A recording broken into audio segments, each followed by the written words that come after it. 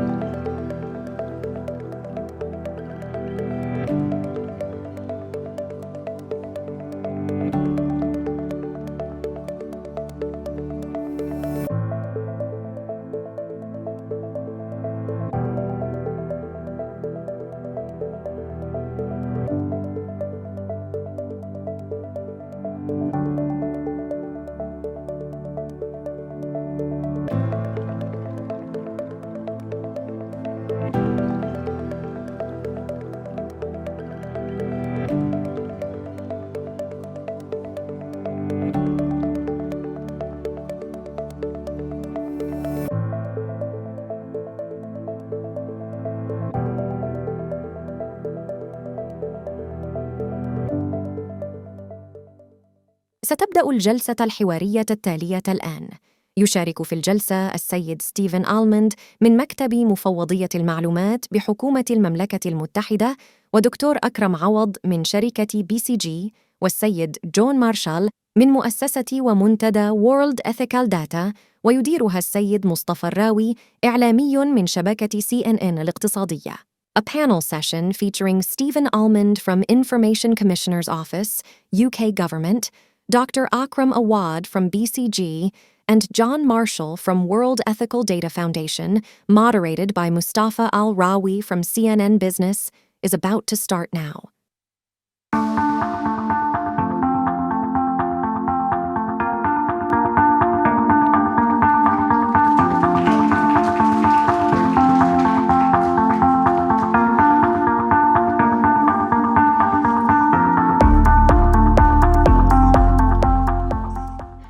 Good morning, everyone.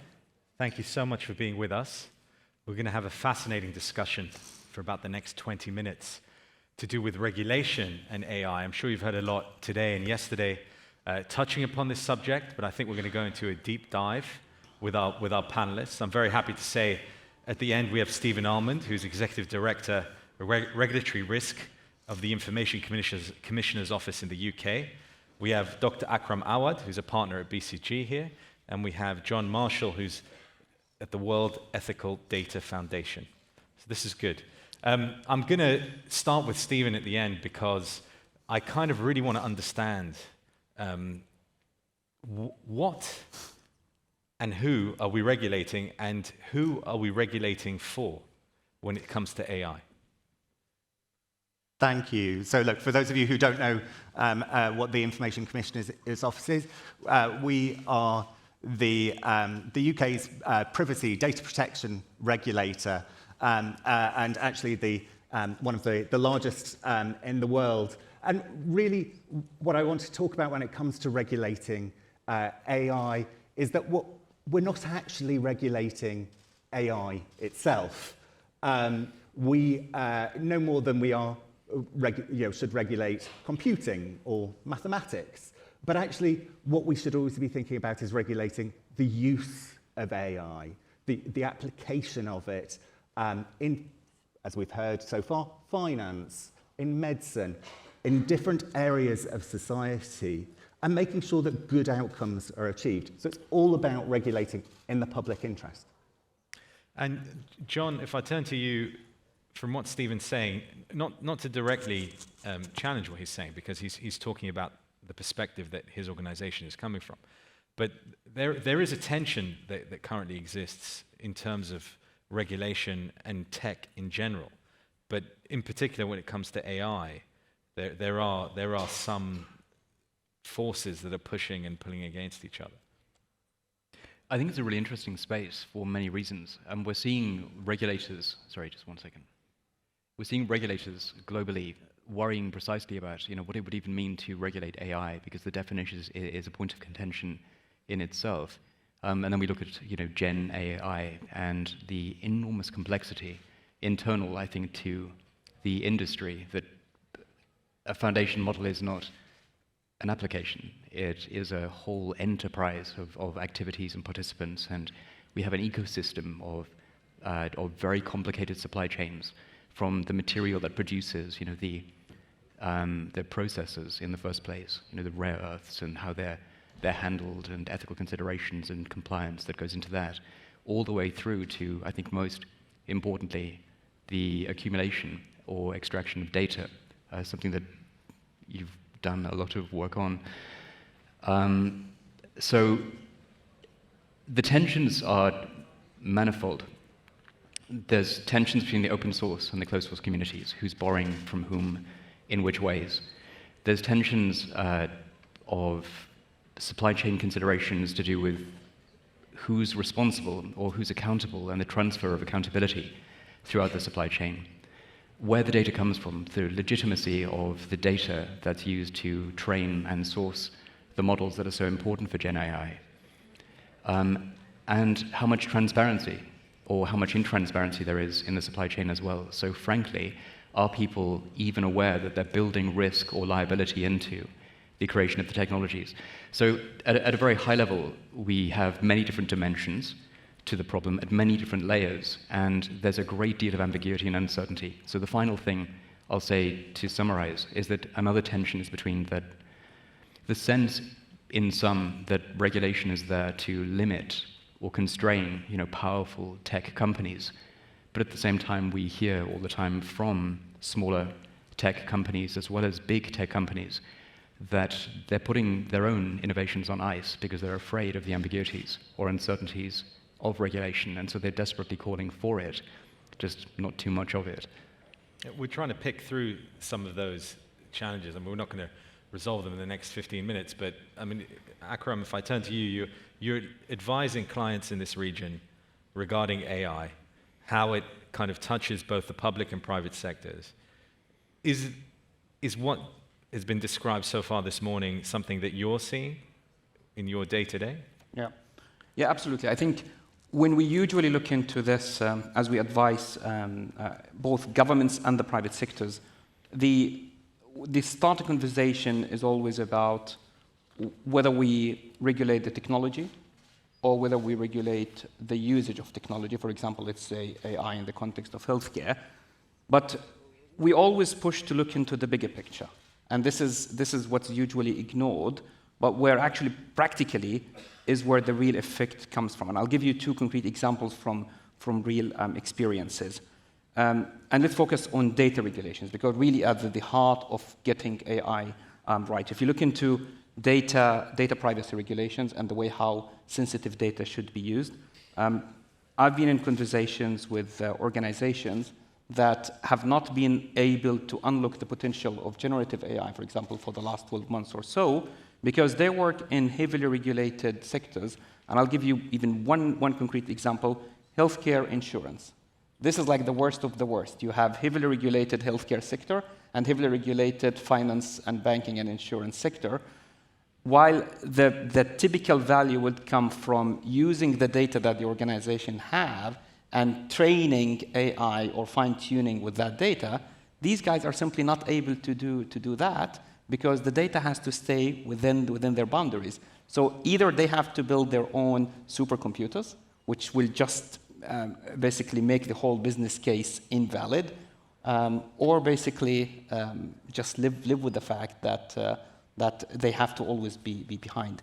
Another example is data sovereignty and cross-border data regulations. Now, there are parts of the world, if you look into the US, Europe, where there is abundance of kind of AI-enabled public cloud capabilities, the likes of Google, AWS, Microsoft, where any organizations can go and use that capacity. But there are also parts of the world where that is not necessarily available, which basically means that it's impossible for companies or startups or academia to tap on that capability that is just taken for granted in different parts of the world, because of the strict cross-data and data sovereignty regulations, which will not allow using basically cross-border cloud offering for certain applications.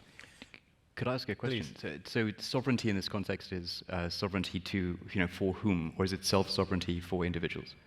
It's the sovereignty of the nation. Okay, and good. Basically where some of the sensitive data should sit and cannot be relocated. Okay. The reason I ask is that that's sometimes a point of concern for various countries. Switzerland, for example, is very suspicious of the coherence of the idea of data sovereignty at the nation-state level.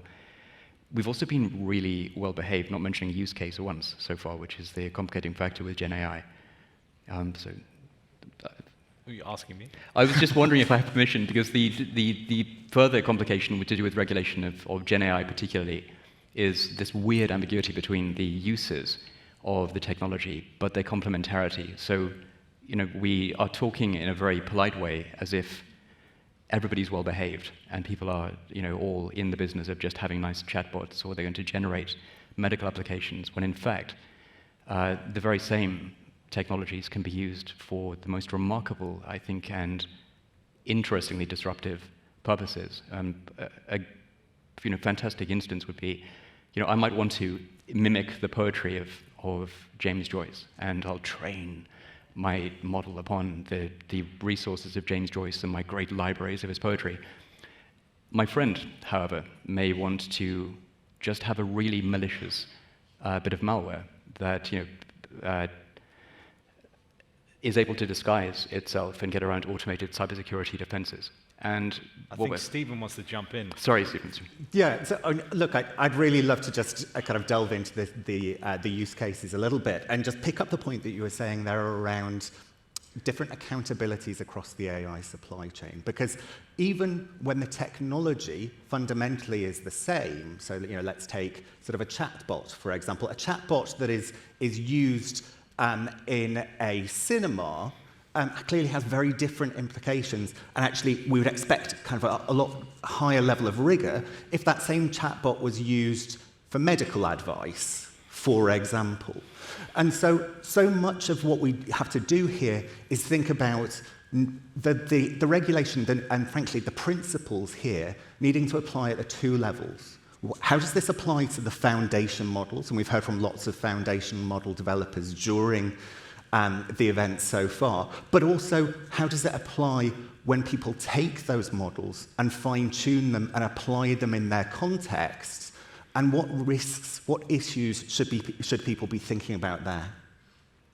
I mean, Akram, if I bring it back to you, because if we think from a regional point of view, what you were saying before essentially was what played out with the tech startup scene, which is no tech startup has really been able to take advantage of the scale of the region in the same way that has happened in other parts of the world. And there is a risk that even with AI, even with the power of AI, that same thing will play out now. Do we need to move to essentially what Stephen and John are saying, is to think about principles and ethics and people first, work that out, and then once we have that, then we can perhaps move on to unlock some of these silos and some of these barriers that we have. Yeah. See, I think we all agree that there is a general set of AI ethical principles that no one basically is disputing. And in particular, there are 193 countries that signed up or approved the UNESCO recommendation on AI. So that really sets the foundation. However, when it comes to the practicality of how you apply that, then there will be a lot of nuisances, and it's almost impossible to separate the application of AI ethics, or responsible AI, as you call it, from the cultural, the social, and even the economic context. And let me give you an example here. There is an overly negative conversation or messages around AI and the risks of AI. However, here in the region, we actually have, in general, a very different perception. I mean, just the other day, Stanford came with a report that indicated that KSA, for example, ranked second in the world when it comes to the positive perception of AI. Now, that can have different interpretations, but at least one interpretation is the fact that you have a heavily young generation, over 70% of the population below 30 years, very much tech-savvy. Their expectations are actually to be even served more and more with digital, including AI. So what do you do? Now, some might think that that's a reason not to apply the ethical rules. I would say no, it's absolutely not the case. It's the complete opposite. It just puts more responsibility on the governments and on the technology service providers to be even more conscious and more self-abiding, while still being practical and pragmatic in the way how they serve responsible AI. And I think that's very important. But also, the other nuisances, and I'll give you here one concrete example. Even the interpretation of some of these principles can be different. When we typically talk about inclusive AI, or the kind of avoiding bias in AI, what do we typically talk about? We talk about gender bias, men and women, color, black and white, and some of these interpretations. Look into the region here. We have been pioneering whether it's places like United Arab Emirates or Saudi Arabia, the topic of Arabic language technology and Arabic AI. But if you think about it, is this enough, and is this inclusive enough, given that there is a big segment of the society whose language actually is not Arabic, and many of them do not even speak English, which raises the question of what does inclusivity mean in that context? So we move on to access or enforcement. I mean, where do we go from here, Steve? So lots of the regulation in this space isn't new. I know we've all got very excited with the surge with ChatGPT over the last year, but AI has been around for a long period of time, and the principles of how to regulate it actually have been around. The questions around fairness and bias, of transparency and explainability, of safety, of security, of accountability and redress. These already exist, and in many jurisdictions are already placed in the law. So one of my major areas of focus actually is on making sure that organisations that are using the data of UK residents are complying with those laws. And we're seeing a number of interesting cases. Over a year ago, my office took action against Clearview AI that was gathering images of people from the public web and using it to train facial recognition technology, which it then sold on to the police in a way which we considered wasn't fair or transparent. We've now seen a wave of action from different authorities in relation to generative AI. So earlier this year, some of you will have seen action taken by the Italian Data Protection Authority in relation to OpenAI's ChatGPT, and questions around transparency there. Just last week, my office announced, and I should be clear that this is a preliminary enforcement notice in relation to Snap, regarding their My AI tool. And we're going through that process. We're open to the representations from Snap in relation to their take on how this has been introduced. But our findings from that initial investigation that we'd undertaken were that actually some of those critical risks that needed to be assessed hadn't been sufficiently assessed and hadn't been sufficiently mitigated before introduction to market. I mean, John, this is your area. I mean, data is, and the ethical use of it is what you're looking at, and ensuring that it is a balanced and fair approach. Does it just come down to that? I mean, I know I'm making it very, very simple, but is it just how we control or don't control how people use data that resolves this? No, not at all. I mean, I think it's really interesting that issues of inclusivity and explainability were mentioned. It's one thing to have an organization meet certain criteria specified by some body that has them qualify as explainable, that in some sense the workings of the tool or the AI or the model is intelligible. But the principles behind that, rather than the technical details, are much more interesting. Is again, why do we want explainable technology at all? And that's bound up with questions of justice. You know, how is an individual to be able to enforce their rights before a judge if they don't understand the technology? They don't know where their freedoms or their rights are being transgressed by technology companies. So imagine, Clearview was a black box foundation, really complicated foundation model, rather than the architecture that it had. It might have been a much more complicated case to bring, I would imagine.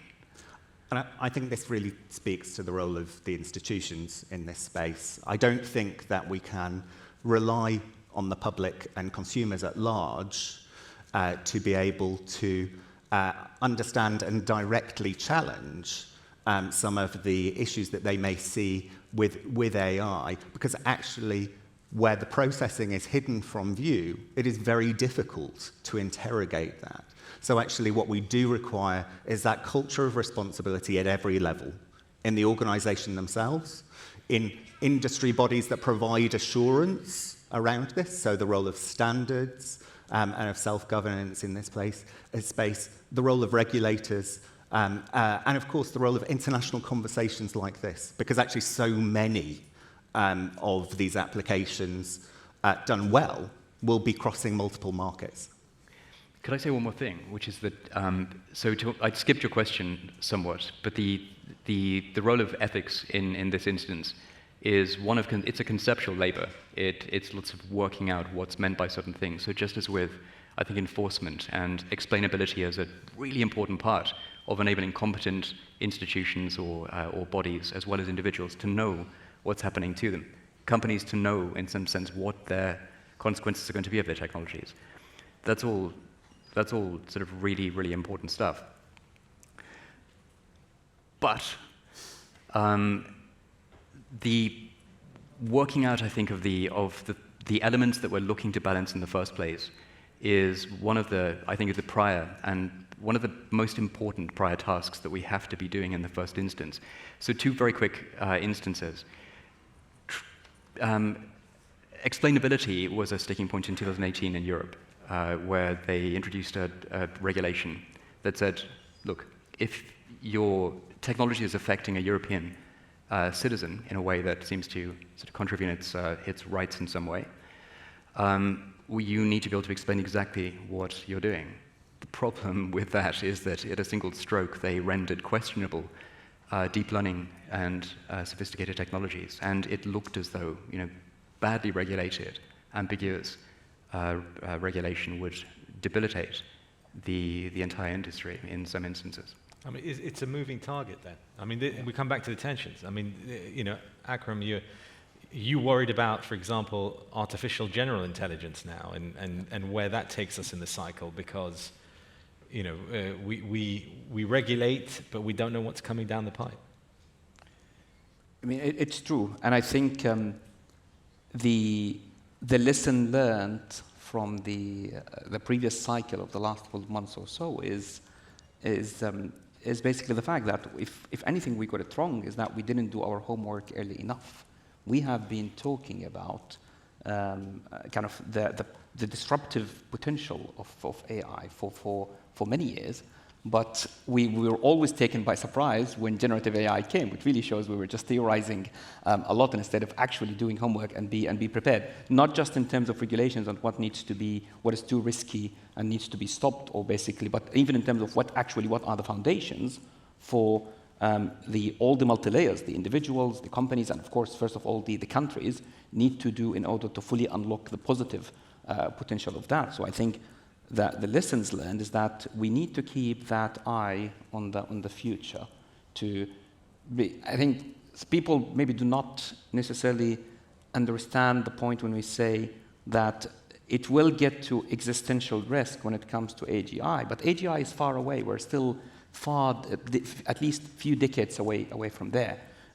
But as we get into the journey, the risks will evolve stronger and stronger, which kind of, it's really important with that everyone works together extremely collaboratively to keep an eye, to create the likes of observatories where technology trends are clearly identified. As things become mature, the risks are identified, the enablers are identified, the areas where regulations are necessary to avoid, again, being taken by surprise by the next GenAI moment. And let me generalize that. It's not just AI. Metaverse is going to come. Blockchain is going to come. 3D printing is going to come. Biotech is going to come. And each of them will have very soon its GenAI moment. We're going to have to, I think it's a good point to leave it, which is all possibilities open, nothing resolved, which I think that we need to keep talking. But thank you so much for being here for this discussion. Please join me in thanking our panelists for the last 20 minutes or so of insights. Thank you so much.